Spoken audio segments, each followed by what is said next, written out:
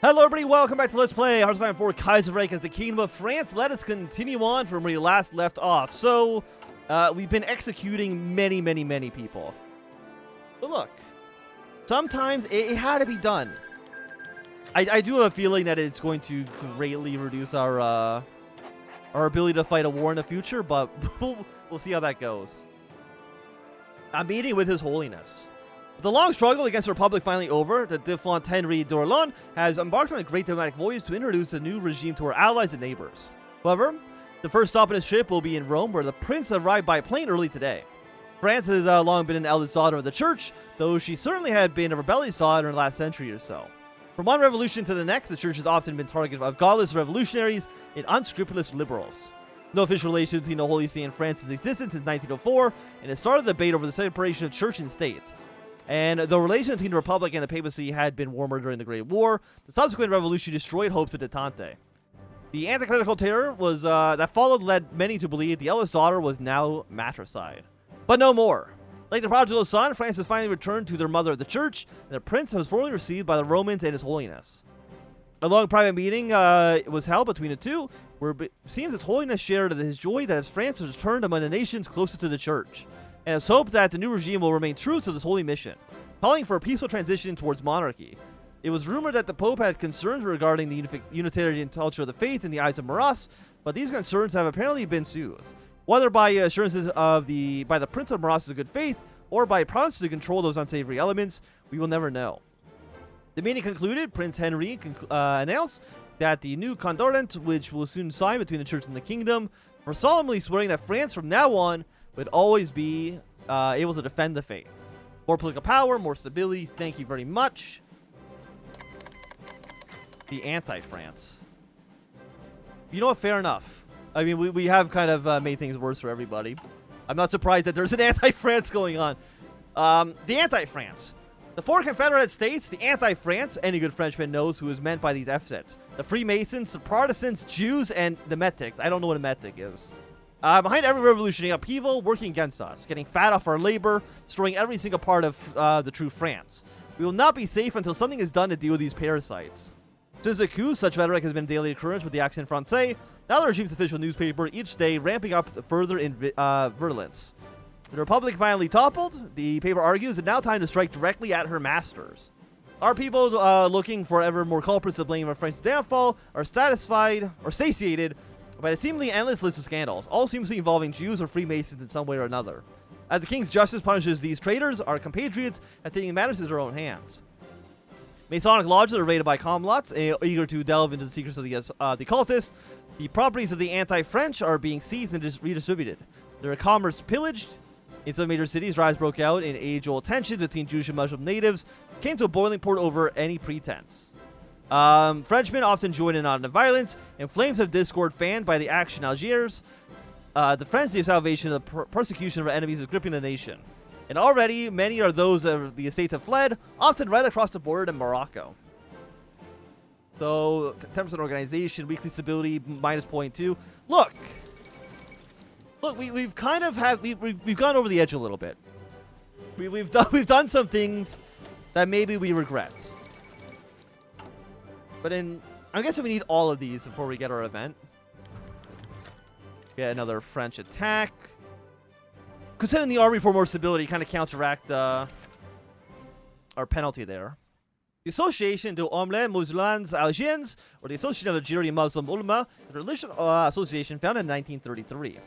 Under the unofficial leadership of Abdeled Ben Badis, the Association of Theologians, Teachers, and more generally learned men have come to promote Islamic reform, hoping to ban Islam in Algiers bring Islam in Algiers to its pure original form, away from the superstitions fostered by the Murabouts and a more mystical approach of the Sufi Congressionalist. Taking inspiration from these similar initiatives which succeeded in the Middle East and Tunisia, many schools have already been created, teaching grammar, mathematics, and religion to children, and theology, philosophy, history, as well as the Islamic and French law to young adults, quickly becoming a major influence in mosques all around the region and attracting the suspicion of colonial authorities. Indeed, one of the stated goals of the association is to foster the Islamic identity of Algeria, to unite the people beyond the divide between Berbers and coastal Arabophone Algerians, and beyond tribal boundaries. Though they stopped short of advocating for independence, they strongly oppose assimilation, claiming that the Algerian nation does exist, which could not become French and does not want to be French. As such, they already found themselves becoming an important player in the politics in the Algerian departments. First, authorities unsuccessfully sought to co-opt the association, much like the rest of the Islamic clergy in the colonies. As banning the already powerful group would certainly create unrest. Then two native groups came to seek to support the ulama, the action Algiers of Fiat Abbas, which claimed that should the Action Front state come to power, an autonomous Algerian identity could be fostered and traditional Islamic law could be fully restored. And the Etrot Not African of Halessi Hedge, a syndicalist aligned underground group which advocates for the independence of Algeria with the support of the Commune. So far, the association has not sided with either, skeptical of both the sincerity of the AEF's promises for autonomy and the anti-clerical socialism advocated by the communards. Okay, thanks for another stability loss there. So we're getting right now negative 0.2% weekly stability with no. I mean, I guess we could counteract it with the army here. We need guns though. We're at negative 275, so I mean things are calming down a little bit, which is nice. And I'm happy to see it. We got protective inequality, corporatism. I mean, it's factory output, man. That's always a pretty good little bonus for us here. Do we have any political advisors? No, because most of them I think require us not to be national populist. Resistance growth spread minus 5%. I mean, you're pretty good, right? You're kind of garbage. Your labor agreements. I mean, all of these are locked behind specific events. Resistant target minus 5%. That could help us. And if we need to in the future, we can replace them. You know what? Get them. It'll be another negative 5%. And right now, like, well, what's your resting point? 24. Like that's pretty reasonable, right? Yeah, the railway's been sabotaged. Several sections of the track were hammered out of alignment, causing a trail to derail and crash. No deaths reported the incident due to the first train passing being routed to skeleton crew, a manned cargo train. Stop blowing up my railroad! Like, I genuinely need it. Miners strike in Senegal. Wait, is that going to make this no longer a core mine? The colony of Senegal, the most civilized of all the West African ones, and home to the port of Dakar, is usually calm. Tensions are especially low between the population and the colonial government, which is why the announcement of a miner strike went as a shock to the colonial authorities. This morning, the workers of the iron mine refused to go to work and stayed in front of the mine. They claim better conditions of life and better wages, taking the example of the richness of the colored bourgeois in Dakar to legitimize their claims. Fortunately for us, their strike wasn't followed in other mines in the country, and after a single day, the army was sent in to take care of the strikers. Let's hope this incident stays isolated. I could have used that 40 political power, you pieces of shit. Let's go concentrate industry 2. I mean, it's almost 37. I mean, we might honestly go 5 episodes before we even reach 1937, which I think is kind of hilarious. The end of the investigations. 30 months after coming to power, we have been able to secure the loyalty of most of society. The police, the second bureau, the politicians, the army, and the common man learned to be loyal to the king and to the new regime. And we can hope the remnants of the Republicans will not trouble us anymore. It is possible, however, that we hit too much on the Republicans in some sectors, lowering our efficiency there. Or contrarily, that we didn't hit them out enough, which means that some part of the states aren't entirely under our control yet, but ultimately this can't endanger the regime anymore. In any way we can think of, our Camelot Roy and our investigators for this well-run affair, we can only hope that this newfound loyalty will last. We got a total Republican purge, which is basically just bad. we got a 0.15 political power gain. Negative 4% reinforcement rate. Isn't the base 2? Wait a second. Right, we have a base negative. Holy sh! That's fucking. That is so bad. Oh god. Okay. We need radio ASAP then. It basically means that our army will not fight, which I'm not happy with. When's our next tech open? 7 days. Okay. After that, well, we need to get radio. It's vitally important. The Burgundy tragedy. Late in the night, grave news reaches from the occupied metropole. News that could be catastrophic consequences for the very stability of our nation should it spread. For a week now, our operatives have lost contact with important assets in the commune. Part of the vital network of sympathizers working for a cause tirelessly since the exile. Despite our best efforts, they remain unreachable, as if they had vanished without a trace, alongside their particularly important cargo. I think I actually remember this. Is it the event about Whine? We immediately suspected this to be the work of the commune or counterintelligence, which had been at best sluggish for years, but recently had been hard at work to root out our valiant efforts to resist anarchic tyranny of the Reds. As the fate of our heroes remain unknown, all we can do is rebuild and continue their sacred mission, the high-risk smuggling of French wine into the Bourgogne, Baudelaire, and Champagne regions to Algeria. A task essential to keep up national morale. Although the purchase of any good from the mainland is officially banned, and likewise the commune has desperately tried to enforce an embargo against us, there exists a thriving black market controlled in large part by our assets, recruited from either ideological sympathizers or organized crime, with wine and cheese being especially sought after, as they are all after all essential goods. Despite official praise from Algerian wine, you would never be hard-pressed to find a bureaucrat, a businessman, or an officer who had ever tasted it. And even among the lower classes, where to find a good bottle for special occasions is an open secret. Well, thanks for negative 10% to the political power. We're gonna get those vineyards back. What is a Frenchman without a nice bottle of wine? Okay, sense the activity in Chad. Again, I honestly think there's a good chance that we can get through this entire thing without actually having any of the countries rise up against us. Because again, they need to get to 80%, and we're doing pretty well for ourselves. I mean, it's going down everywhere. Nationalist Algerian book seized. The stash was well hidden in the basement of a building of a narrow street in the European city of Algeria. Opening a door of the basement led to a site that was full of stock of nationalist literature, most of it outrageously anti-French, and all of it strictly forbidden. All the books have been seized by the police, and to not anybody badly influence them, or not let them badly influence anyone again. And the two Algerian present at the time of the intervention were arrested for treason. Further inquiry of the establishment that the basement belonged to a young Pierre Noir living in this district and sympathetic to the nationalist cause, who was conveniently arrested too, or consequently arrested too.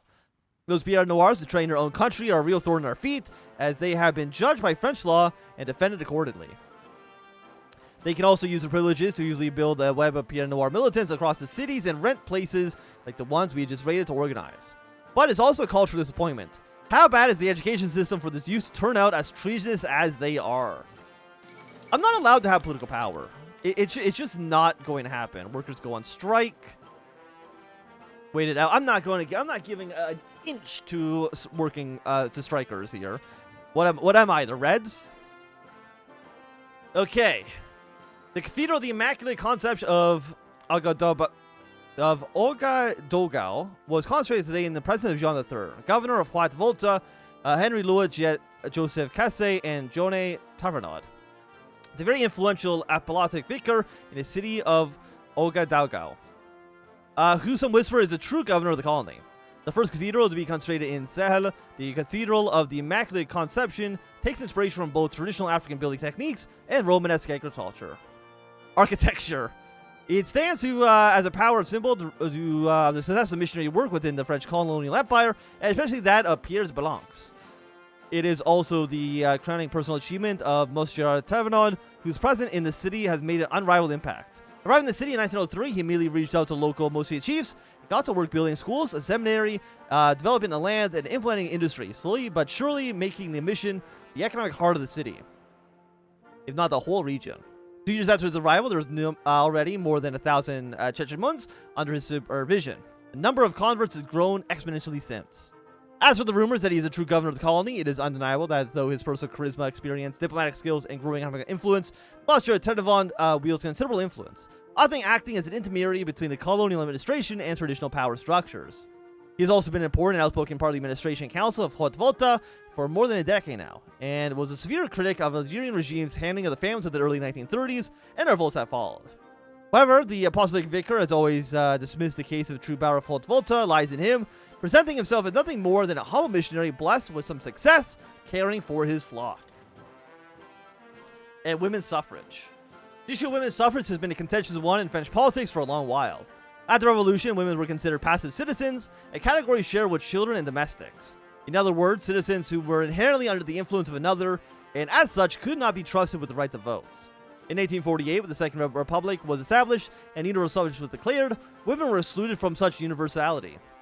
They were again excluded in 1870 when the Third Republic was declared, though there were sympathies among more progressive Republicans for the cause of women's suffrage. They still considered that the vote of women would be used against a fragile republic. Furthermore, the Parti Radical, dominating French politics and well known for its deep anti-clericalism, doubted the independence of women from the church, concern that was exacerbated in the years since its exile. As Pope Benedict the 15th gave support for women's suffrage in 1919. The Republic then, at its most vulnerable, could not afford to risk women voting along either the husband's will or, worse, the church's. Charles Morales has long defended Action Française, the right of women's votes. Indeed, they had the right in France for centuries before the Revolution, being called to vote in the parish, communal, or even regional assemblies, and participating as equals in urban assemblies as they were widowed. Oh no, if they were widowed. For example, and as the church officially taking a position in the matter, now that we finally freed France from the grasp of the Goths, it is our duty to right the wrongs committed by the Republicans. As such, the royal decree was been published declaring that from now on, women would have the right and duty to participate in politics. Congratulations, women, you've done it. Before we end off this episode today, when did women get the right to vote in France? Was it really 1944? France, what's going on there? Anyways, actually, isn't Switzerland like way later than that? We're gonna have a little history lesson in women's suffrage movements here. In Switzerland, 1971. However, it was not until 1990, a decision by the Federal Supreme Court of Switzerland, that women gained full voting rights in 1990. Switzerland, you're wild. Okay. Anyways, I think this is going to be a good time for us to end off this episode. So thanks everybody for watching. My name is Ansel. If you enjoyed, give it a thumbs up. Not enjoying, click thumbs down. You want to see more, subscribe, and goodbye.